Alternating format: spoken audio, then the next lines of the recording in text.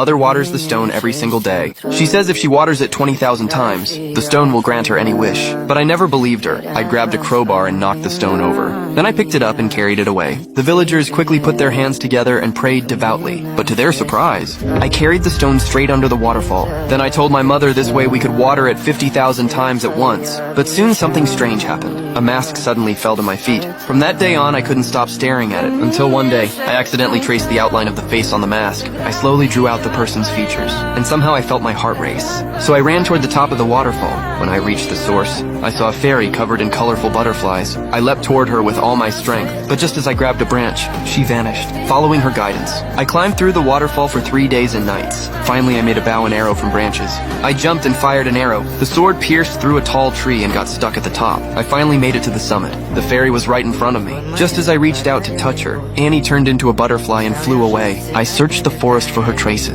Suddenly I heard a scream. I ran to check it out. I saw Annie running out of the woods, with soldiers chasing behind her. It was clear she was being hunted. To protect her, I followed them closely. When the soldiers were about to catch her, Annie shouted a mysterious spell. A sword flew through the air. She turned around and the blade pierced through the soldier's body. Then the rest of the soldiers fell one by one. Turns out archers were hidden among the trees. Annie killed every soldier below, without a single drop of blood on her. In that moment I was completely captivated. So to catch her, I set a trap to lure her in. Soon she fell right into it. I happily came to take a look, but suddenly a sword pressed against my back. She had somehow gotten behind me, and her sword pierced into my body. I told her I had already fallen in love with her. Then I held her tightly in my arms. Unfortunately, we rolled down the snowy mountain together. Annie was furious. She tried to strike me down, but I flipped backward and tore off her sleeve. Then I turned and pulled off her coat, lifted her long hair, and washed her under the waterfall. Crushed berries to draw eyeliner and lipstick on her face. She turned around and saw me holding the mask she had lost. Then she realized I had come for her. She was touched and hugged me tightly,